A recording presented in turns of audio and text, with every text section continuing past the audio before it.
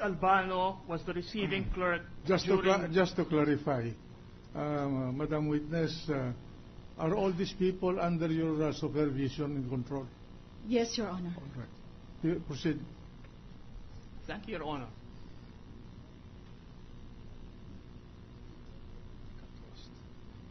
Vera Albano was the receiving clerk for which clerk of court, ma'am?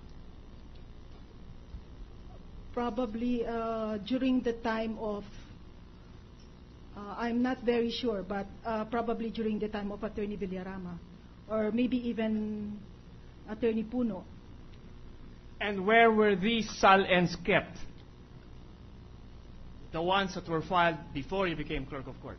These SALNs are kept in a steel filing cabinet with a lock.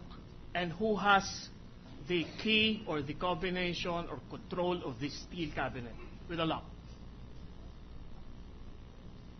Now, during my time, it is the clerk of court and the deputy clerk of court each holds a key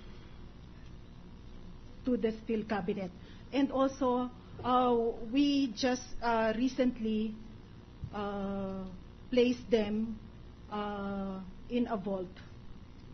Have you done any recent inventory of the SALNs that you have in that vault? I think, Your Honor, with the kind permission of the chairman, this is going too far already, Your Honor, because apparently there is an imputation. If we follow the logic of the questioning, Your Honor, there may be some tampering, there may be some allegation of misdoing in connection with this SLN. But there is no evidence yet. That is his mere assumption or suspicion. Mr. Counsel, you better reform your questions, because the tendency is you're actually impeaching this witness without establishing the fact that she is a hostile witness. So you cannot impeach your own witness. Yes, Your Honor. As clerk of court, Madam, to whom do you directly report?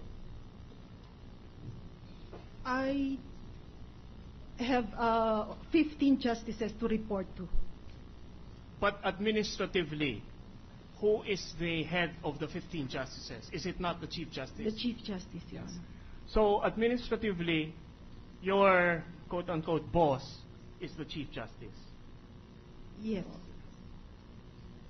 And he can give you orders on administrative matters. Yes, Your Honor. Thank you. How long have you known the Chief Justice? I've known him since he came to the court, but I cannot assure that he knows me also at the same period. Very humble, ma'am.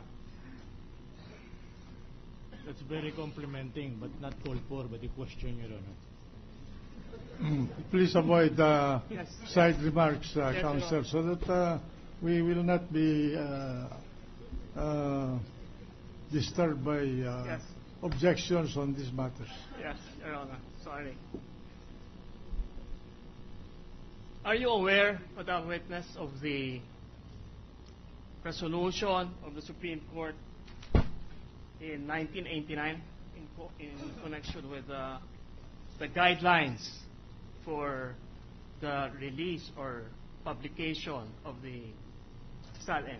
Yes, Your Honor. How long have you been aware of that? I can't remember, but as Division Clerk of Court, I am already aware of this. When you received the subpoena for attendance today, what did you do? Too general, Your Honor. Did you consult with your... Counsel, may I beg your indulgence? You're tending to impeach your own witness. If you want to qualify him as for purposes of impeachment, there are rules, and you may do so. Yes, Your Honor, please. He's not a hostile witness. You represented him to testify on facts for your case, and until you can establish before this court that she is a hostile witness, you have no right, no right to, in effect, cross-examine this witness. Your Honor, I'm just asking, with due respect, what she did when she received the subpoena. I am not at all impeaching her, Your Honor. All right, proceed. I'm just asking. My objection, Your Honor, if we may be allowed to reiterate it, Your Honor, is that the question is too general. It gives the witness a lot of opportunity to deal on so many things. For instance, I consulted the lawyer, I went to sleep, I took my lunch, I went. Too general, Your Honor. Well, let the witness answer. Okay. Thank you, Your Honor. She's an intelligent witness. She can answer the question. Okay. I do, as I always do in such instances, I place the subpoena in the agenda of the court. Yes. And if I may know, what did the court do with the subpoena request? I received the subpoena at past 2 yesterday afternoon, and the agenda of the court was in the morning, so it will still be included in the next agenda of the court. I'll just make it of record, Your Honor, with the kind permission of the Honorable Presiding Justice, that there was no sufficient time for this witness to study and get into the records and receptacle of this record, Your Honor. That is just a manifestation, Your Honor. Do you, Justice, do you have personal knowledge of that? May I caution the counsels to please speak one by one. Second, Mr. Defense Counsel, the witness on the stand is an intelligent witness. He can answer this question, what that's being propounded to her. So please allow the counsel of the prosecution to direct the question. Respectfully submitted, Your Honor. Thank you. Proceed. So, I directed the inclusion of the subpoena in the agenda of the court. And you said that the items in that agenda have not yet been taken up? Not yet, Your Honor. Now, the subpoena sent to you, ma'am, includes the submission of the SAL-ends of Chief Justice Corona for the years 2002 to 2011. Did you bring those SAL-ends with you? Your Honor, in view of the resolution of the court and bank on May 2, 1989, I am restricted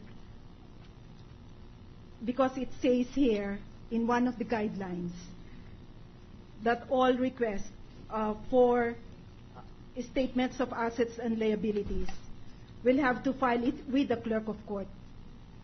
It means that it will only be filed with me.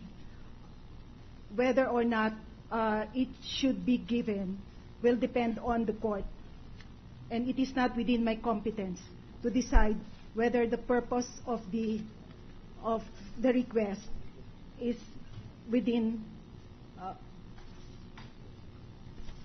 is followed. Yes, yes. So you're considering this subpoena from the impeachment court as a request?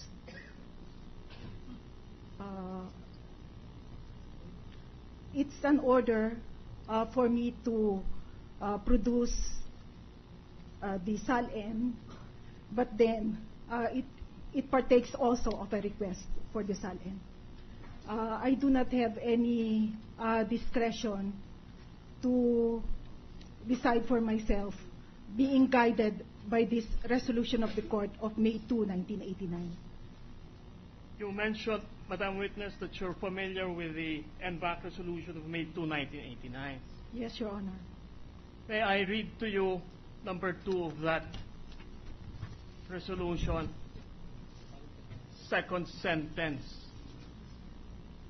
Into the record, Journal, please. Under specific circumstances, the need for the fair and just adjudication of litigations may require a court to be wary of deceptive requests for information which shall otherwise be freely available.